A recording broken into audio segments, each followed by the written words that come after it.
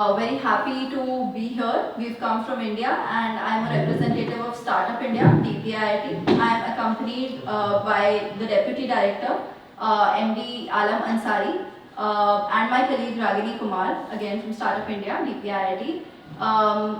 Good morning to our fellow participants and to the officials here from India and the Embassy of Copenhagen, Embassy of India in Copenhagen to help do this for us. I'll quickly give an overview of what we do here, what we do at Startup India, back in India, and just for inspiration to the Nordic ecosystem here. So you could learn from the best practices that we've developed over the years. And we also want to learn more from how startups here have been doing and the kind of structures that you've built. So I'll just quickly start with an overview of what the concept of Startup India was and the vision of our Honorable Prime Minister when this was first started. So this is our flagship initiative of the Government of India, of course, Ministry of Commerce and Industry, and it was launched on the 16th of January 2016. And the objective was to promote economic development, to ensure that India becomes a country of job creators rather than just job seekers. The government also unveiled an action plan which had action points to ensure that we are able to support startups in a structured manner. The first pillar is to foster innovation, where we encourage innovative thinking and that startups are able to form tech solutions of existing challenges that the economy is facing. Second would be, of course, once these startups get built, they employ more people into the system, and we're also adding to the GDP that way. So economic growth is the second pillar. Third is we want to simplify regulatory procedures and processes for setting up companies in India. Which is why our ecosystem and we'll open up more for companies to get set up in India. So the third action plan is, of course, to simplify the processes that we currently have. Fourth is to provide support and incubation to early stage startups that would need help with prototype development, clinical trials, etc. We have partnerships with academia, with institutions, incubators. There are government incubators that help us do this. So as of now, while I speak, we have more than 1.80 lakh plus recognized startups in the country. I will explain what the word recognized here means. And these startups have been able to create an average of 11 jobs. And of course, India is the third largest startup ecosystem. And 52% of our startups come from the tier 2, tier 3 cities. So it's not that our startups only come from metro cities like the Bangalore or Mumbai or Pune, but they also come from smaller districts like districts in the northeast of India, or of course the western part of India. So we also have a recognition form which I'll explain about further, which is how you register as a startup under the systems that we built. So we have a government notification, which is the Gazette notification called the GSR 127E, which specifies how do we define startups in the country, because to build such systems, we also have to decide how can people get access to it. So to get access for the same, we built a definition which says that your entity should be one of the three entity types, private limited company, LLP or registered partnership. Your startup should not be older than 10 years from the date of incorporation, because we want to ensure that we only support early stage businesses and businesses that actually need the government's help. Third would be that the startup should not have exceeded 100 crores in any of the years since incorporation. And of course, the startup should be innovative, scalable, or should be creating jobs or generating wealth. This process is completely online. You can just refer our website, which is startupindia.gov.in, which mentions that the startups would have to upload supporting documents. The application is evaluated by the team, and as soon as you get registered as a startup, you will be able to get key benefits like government procurement, which means that you will be able to list your products and services on a website where there are government buyers and sellers. So you'll be able to, the startup would be able to display their products and services at a place called the government e-marketplace, and there's a runway for startups there. Then there's also fast track of patent applications that we ensure for recognized startups here. We also provide tax exemptions to startups, which is They do not have to pay any taxes on the profits that their businesses earn for a consecutive 3 years out of the total 10 years that they are recognized with us. Then of course there are certain compliances that are not to be followed for startups specifically. For example, they do not have to they do not have to certify about prior turnover when they apply for tenders, government tenders specifically. We also provide funding support to startups via our schemes such as the Startup India Seed Fund scheme. We have the credit guarantee scheme, and of course we also have the fund of funds. Now, how do you access these resources? These are open to all startups that are not registered with us also. We have a website which has resource partnered services. We have L&D programs. There are tools and templates available. The notification that I mentioned about is also hosted there. Now, talking more about the kind of funding schemes we have. Startup India Seed Fund scheme is more for early stage startups, which is startups that are not older than 2 years. This is to support their prototype development and to give wings to their ideas. Second is the credit guarantee scheme for startups, which is of course aimed at giving credit guarantee to startups where they'll be able to take loans from the member institutions without having to show collateral. Fund of funds for startups again is a corpus of 10,000 crores where SEBI is managing this corpus, and the alternate investment funds select startups and in turn invest in them.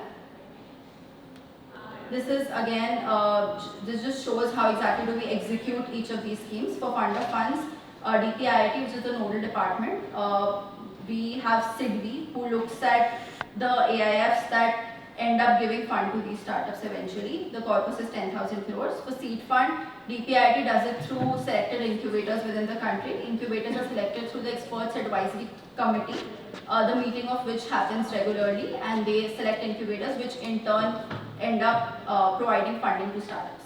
The government here does not facilitate funding directly to any of the startups. We do it through our partners. Then again, the corpus for this is INR 945 crores, and we give this in the way of a grant or convertible debentures. Credit guarantee scheme, like I already explained, it's a credit limit or a debt that the member institutions or government banks give to the startups, and the corpus of this is again 2,000 crores. Like I mentioned, there are a few relaxations for startups in public procurement where they do not have to show any earnest money deposit or prior experience, and they can just show their products and services on the startup runway. And through the startup runway, we've received a total volume of more than 4 lakhs orders as we speak.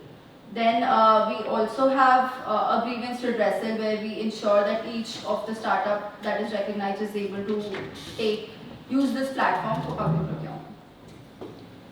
Now, this is a very recent initiative that we've launched called the Bharat Startup Grand Challenge, where we partner with corporates that are looking for solutions to challenges that they've been facing or certain problem statements. We have corporates such as Winzo, we have banks such as HDFC Bank, unicorns such as Razorpay that have partnered with us here. They invite startups to solve these challenges or provide solutions for certain use cases that they've built.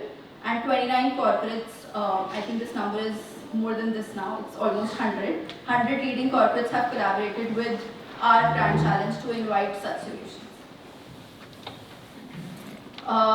Lately, we were able to see that there's a dearth of manufacturing startups in the country, and that manufacturing is a key enabler in all of the sectors that we talk about, and that it is important to encourage manufacturing. So we decided to ensure that we are able to partner with organizations who will be able to support our startups with their manufacturing. So we've partnered with many corporates here to facilitate this for us, including Shiprocket, which is a unicorn. We have Deloitte, which is a leading corporate, doing this for us.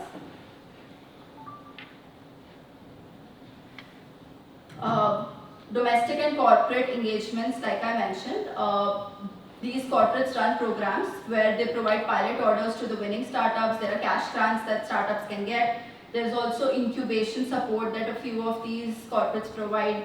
There's access to market entry. support for that. Of course, there's one-on-one mentorship that the C-level executives also initiate for the selected startups.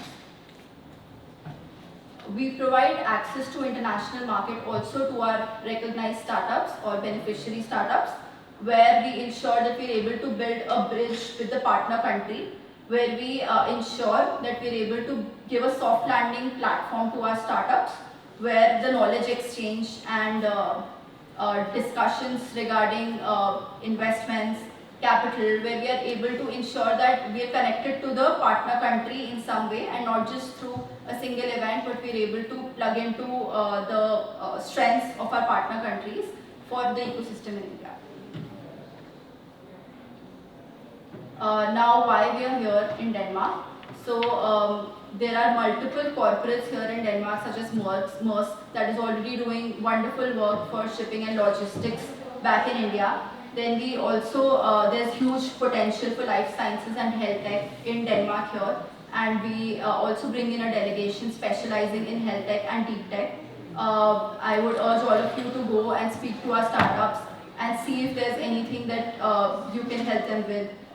They're all mid-sized and they're all early traction companies, and it would be great for you to understand the work that they do and ensure that we're able to identify synergies with this country. This is the first time that we are exploring this with Denmark, and we are happy to be here.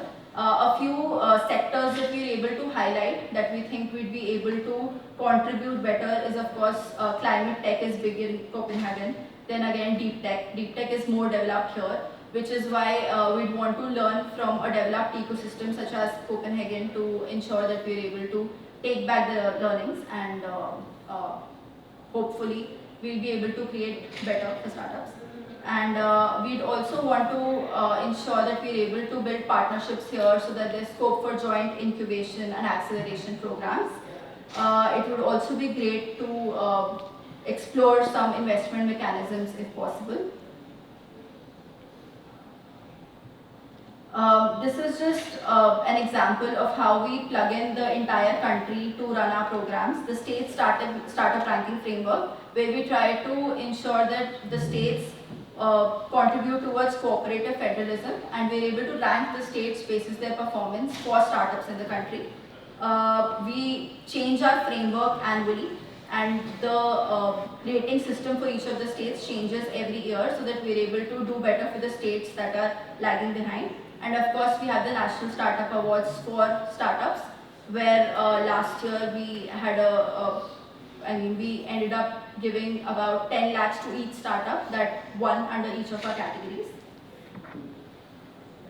Then of course, Startup Mahakumbh, which is the biggest startup festival in India and also across the world now. We host that for 2 days, and we've completed 2 editions of the Startup Mahakumbh. And our most recent edition was led by FICCI, ASSOCHAM, which are of course our industry partners. There was NASSCOM, TIE, etc. It was supported by our nodal department, SIDBI and ECGC. This event is graced by Shri Piyush Goyal, who's the Honorable Minister of Commerce and Industry each year. And the theme is Startup India at 2047, where we want to bring more and more exhibitors, incubators and states participate each year. We have, very similar to the event that has been organized here, we have pavilions for each sector. We have pavilions for each of the states. Then of course there are incubators from around the country. More than 300 incubators participate each year. And we had close to 4,000 exhibitors last year. So that is the kind of scale that we are talking about. And this event is completely led and managed by us along with our partners.